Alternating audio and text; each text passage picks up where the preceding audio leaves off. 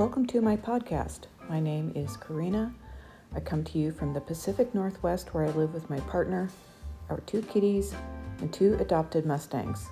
Information about the Wild Horse Adoption Program will be in the episode description box.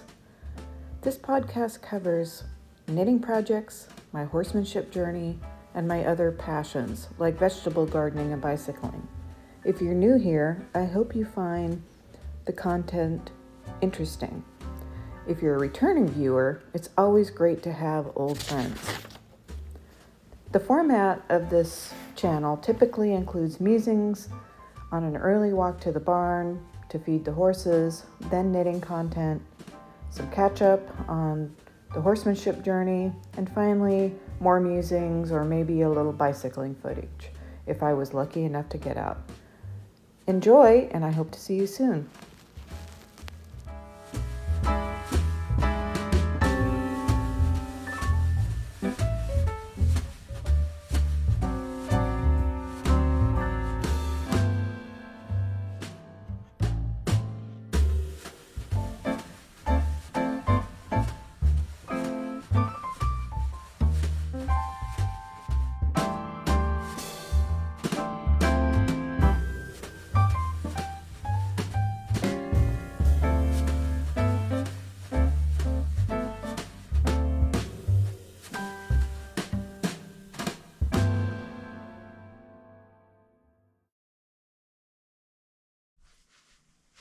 Good morning, everyone. It's Friday, February 21st.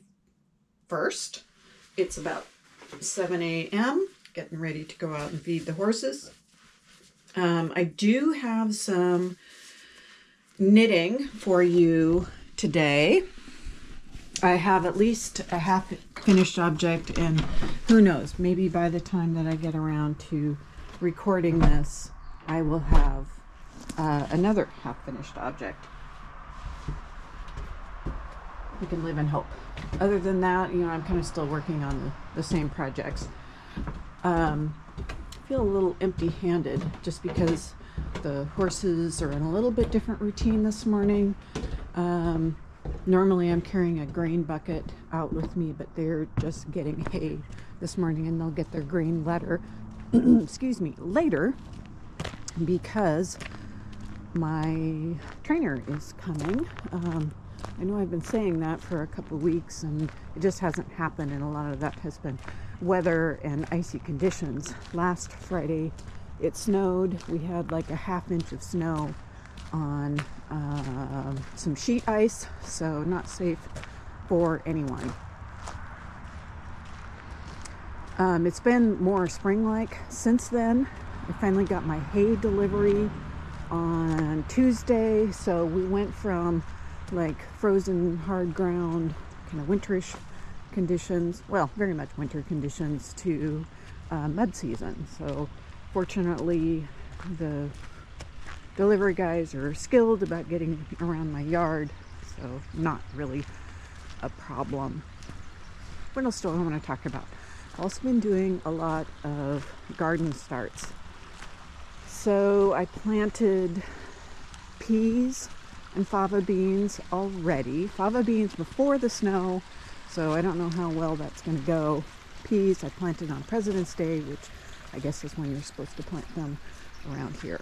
I'm also thinking about where am I going to put all of these plants that I have started that aren't already in the ground or in their pots. So I'm thinking about expanding the garden this year. So I'll talk about that as well.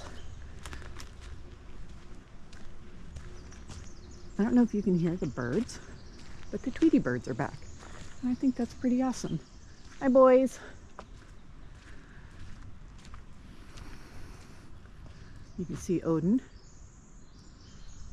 Bragi's near where I put their hay pile, so cleaning up stuff. I'll just show you my lovely barn full of hay, then I'll get to feeding.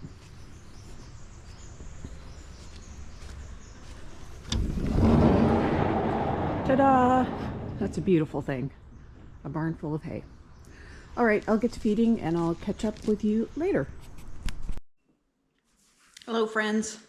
Take 2 of the knitting portion of my episode here. The first one I got through with what I'm wearing, which, by the way, is the Neigh sweater, patterned by Caitlin Hunter. So, as you can see, it's a horse pattern. I could probably stand up so you could see it a little bit better. So, dancing horses. I think there's 5 total. Let me lift my left arm since I still can't really move my right arm much. I'll talk about that. Give you a catch up in a minute on that, but you can kind of see there, and then another horse or 2 on the back. I also have these little tiny ponies. So the pattern called for this kind of cross motif, which I got bored with after a couple of rounds. In fact, I kind of messed up this one here.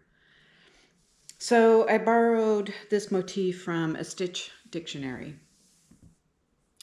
The yarn is, I want to say this, the gray is a DK Swish. The colorwork section is a spin cycle in a, I think it's a DK weight. And then, or it might have been worsted weight, but it was the yardage in ounces made it knit more like a DK weight. And then actually this accent color is a Barocco yarn, and it is a worsted weight.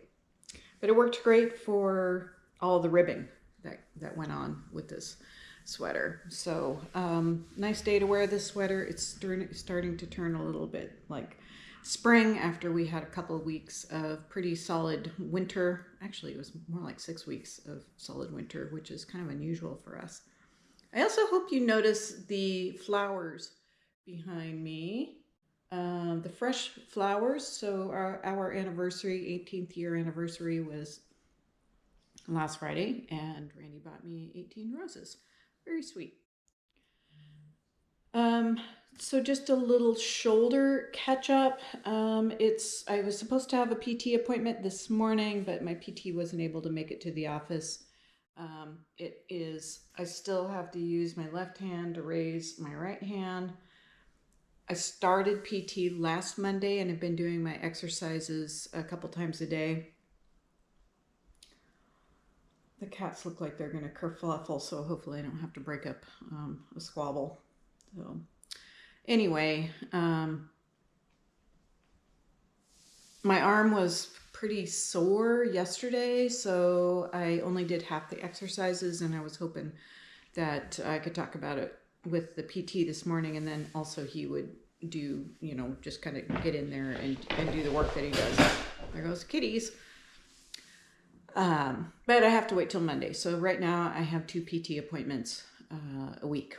Hopefully that continues to work out. So, knitting projects. I have 2 half-finished objects for you. So I'll start with the first one. This is in a bag my mom made. The fabric is from Sturgeon Bay, a fabric store in Sturgeon Bay, Wisconsin, which is on the shores of Lake Michigan. And this is important because the yarn and the pattern for this project was given to me by MyWoolMitten podcast, Carrie. So this is the first.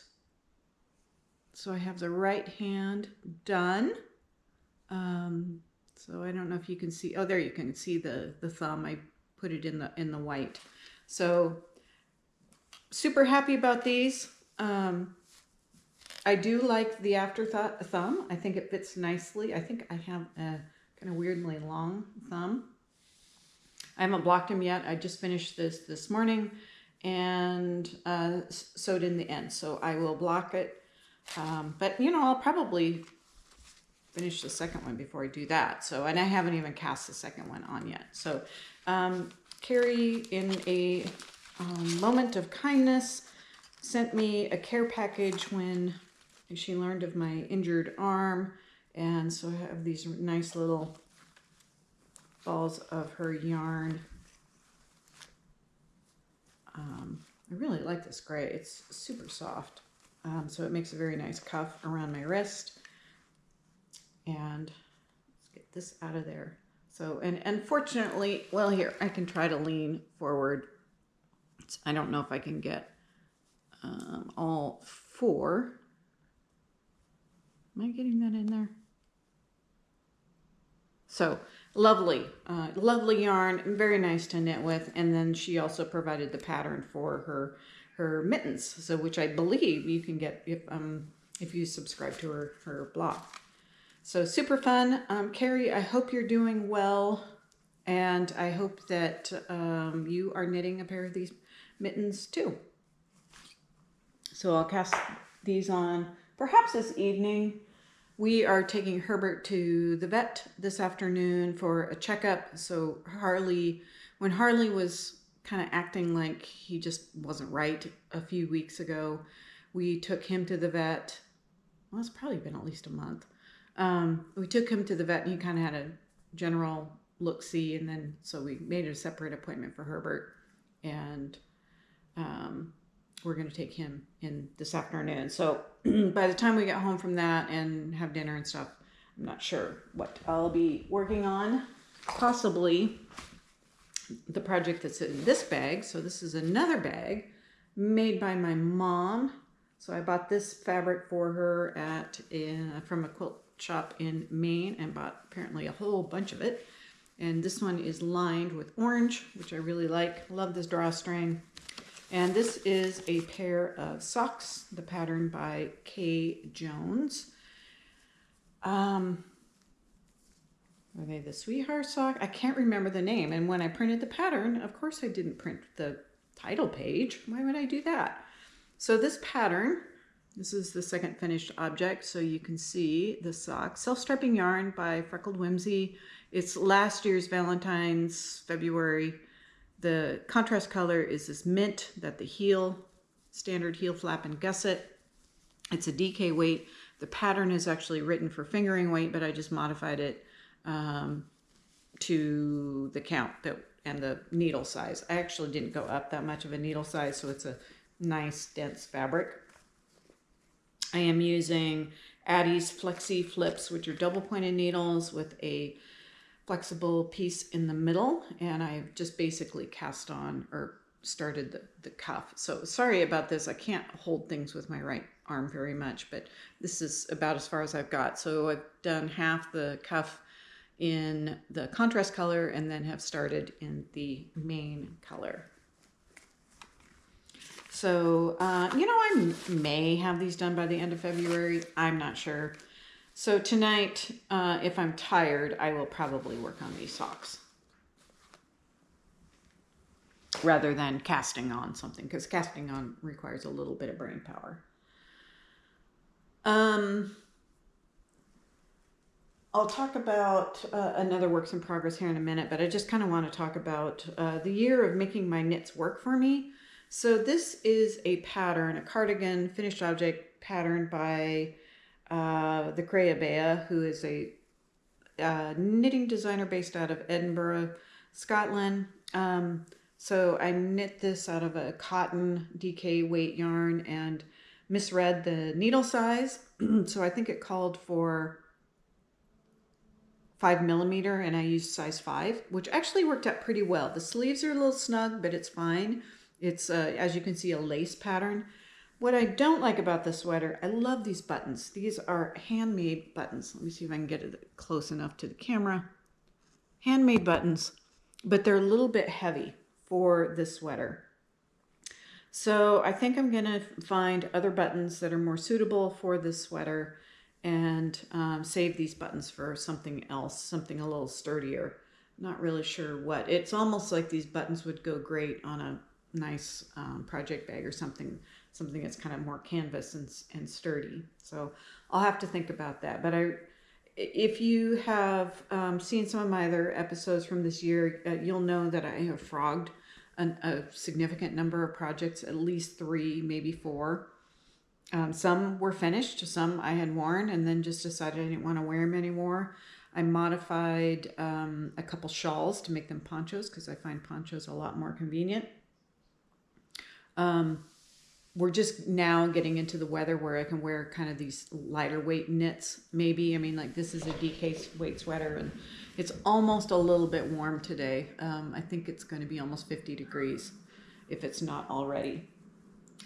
So that is that project. So just thinking about that. This project in this canvas bag, I have shown a number of times. This is the Briocherie sweater. It's a V-neck sweater. It's very cropped. I have enough yarn to make it a standard length, the length that I like. This sweater, and I'll stand up again to show you, is a little bit on the long side, but you know, it's okay. So, I mean, I prefer my sweaters more up.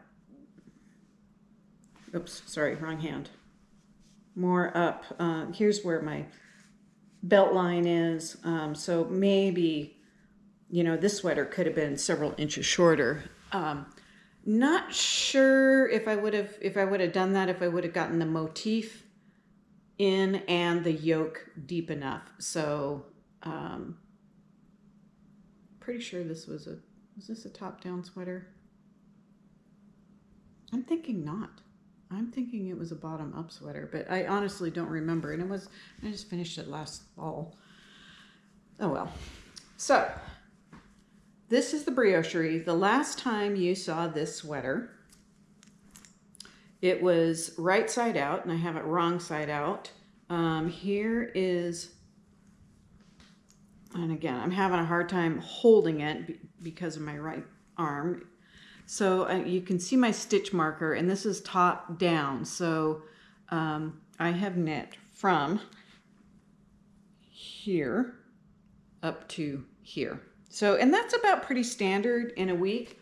And the reason why it is wrong side out now is because I felt like I had to do a lot of adjusting to get the stitch count right, because I think there are several different kinds of increases in this sweater. There's like 3 different kinds of increases, and I think I didn't realize that. And it took some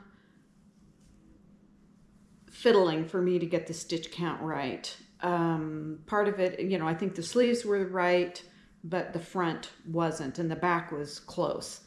So my concern was that this neckline was just going to be too deep for me to be comfortable wearing it. So when I joined in the round, I was on the wrong side. I should have joined in the round on the right side, but I did not want to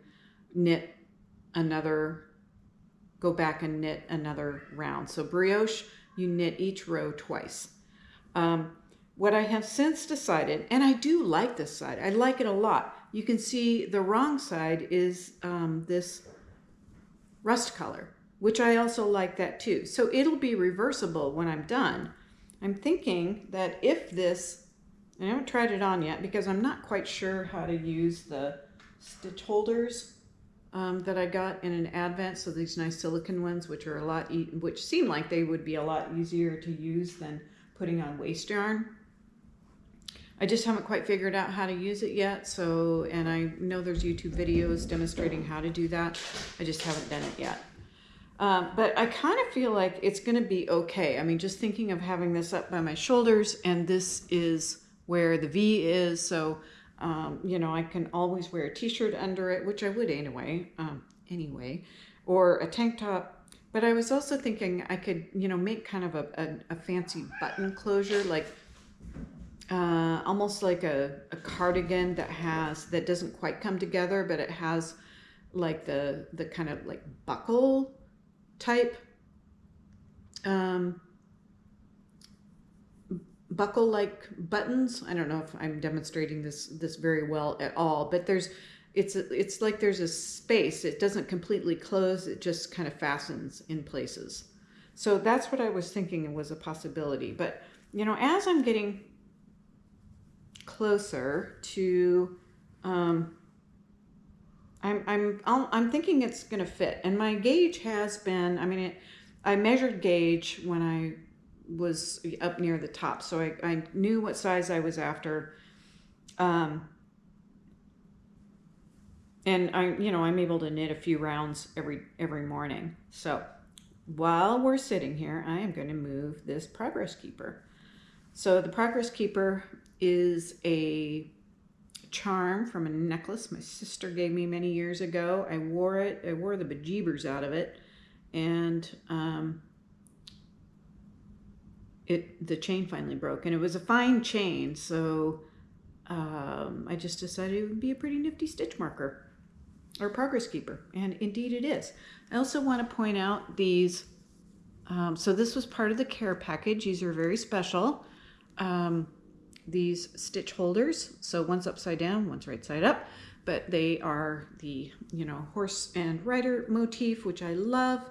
And these were given to me by Carrie in that care package as well. So I'm getting a lot of use out of those, and I'm very grateful to have this connection with Carrie with the stitch markers, and I'll have those mittens. Pretty awesome.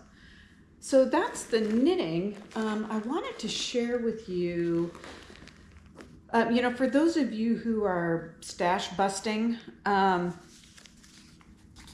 learned, I don't know if you follow Nitty Natty, but I learned that there is a Craftsy course, and she is sponsored by Craftsy. And if you want a significant discount to their membership and classes, I would go to her podcast, because you can get like a whole year for $1.49. And I did that with another podcaster, got a promotion. And I don't use Craftsy very often, but when there's a class on there that's interesting, I, of course, pursue it. So there is a class on there I'm following, and Nitty Natty mentions it on her latest episode, about knitting a sweater out of your scraps with different weights. So I'm going through that course right now, and I'm probably going to have to redo it, rewatch it a few times. For one thing, I'm nowhere near ready to cast on another sweater. I mean, I still have my poncho back here that I haven't touched. So, but I am very much intrigued with using all those little scraps that are even different weights. And she has a technique of doing that, and the class comes with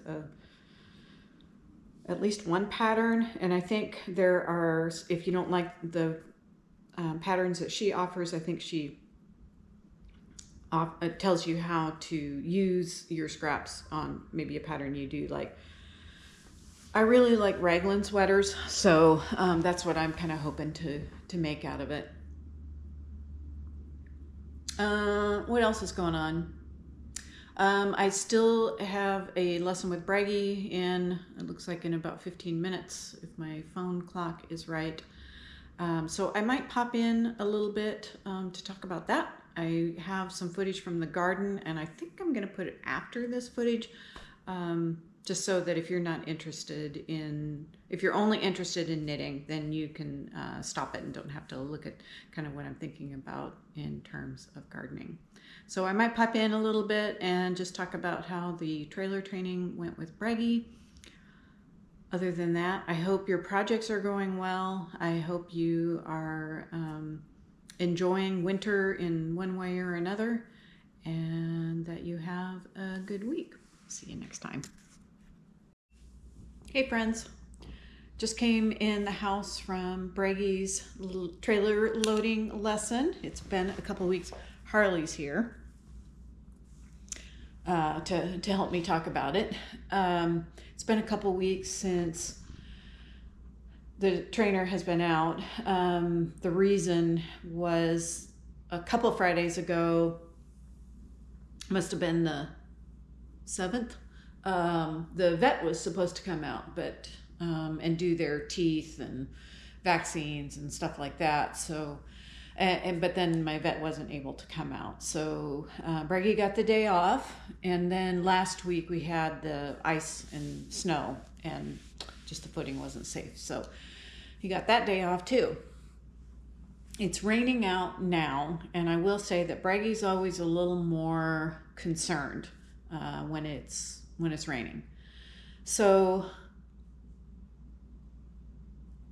I mean, it went well. I don't really have anything negative to say. It's just that it just takes a little more time to set him up for success. So just taking more time about um, making sure to explain to him what the expectations are and where he needs to be, where his feet need to be, where his head needs to be, where his focus needs to be. That's probably the most important part of it, is where his focus needs to be. And then just being very patient about asking him to get in the trailer. And if he says, I want to leave, we say, well, do you have to leave? And not forcing him, but it's always an ask. It's a conversation. So, and then hopefully helping him get just a lot more comfortable. And of course, with the rain coming down on top, on the trailer roof, it makes a sound that's a little strange, and it's a closed space, and horses are naturally claustrophobic. All that to say, I think it went really well, and it's just a matter of continuing to practice that work and carry on. So I'm not sure what our goals are going to be this summer. I'm probably somewhat foolishly signed up for a mounted archery clinic at the end of July. Hopefully my shoulder is better. I mean, I was thinking, it's like, well, since I'm a beginning archer, she could teach me how to shoot left-handed. But frankly, at this stage, I feel a lot stronger pulling back with my right hand than, being able to actually aim the bow right now. So I'm hoping by the end of July that I'll be recovered enough to do that. And I'll be borrowing one of the trainer's horses to do that instead of Odin, since he hasn't done this. But it would be fun if we did that. So I don't know. I'll talk to her about maybe training Odin to do that. We'll see. I mean, what my real passion is jumping. So eventually I would like to do another jumping clinic or a jumping camp with her if she plans to offer that maybe this fall. So that's the news on Bragi. I think I talked about it last week or the week before. I was talked about, how I observed that he was acting like a spoiled child. And then it occurred to me, it's like, oh, well, who spoiled that child? It was me. So, I've just been trying to teach him more responsibility over his emotions and being more independent rather than constantly relying on Odin to make decisions and me to make decisions for him. So I've been asking them to be separate for a while, and I think I talked about that. So they're in their pens by themselves for several hours a day. I mean, they're right next to each other, so they can see each other, hear each other. And it's really pretty small piece of their day because for the most part, they are together when they want to be. And I think it's really paying off. Bragi is spending more time in his stall eating rather than standing outside of his stall and fretting about it. So I really think that is helping. And I think it's helping him understand that he is responsible for making some decisions. And that's going to help him with his furthering his training, whatever it is he decides that he is going to be confident at doing. And I can help him with that, I hope. That's my plan. So this is the end of the episode, unless I put the gardening segment, which I probably will do, put the gardening segment somewhere. So take care and see you next time.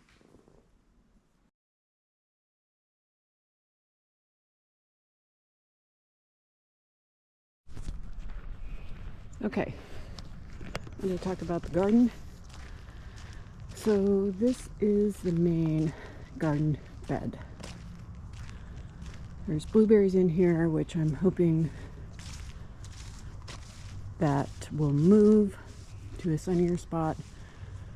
Well, this is actually pretty sunny.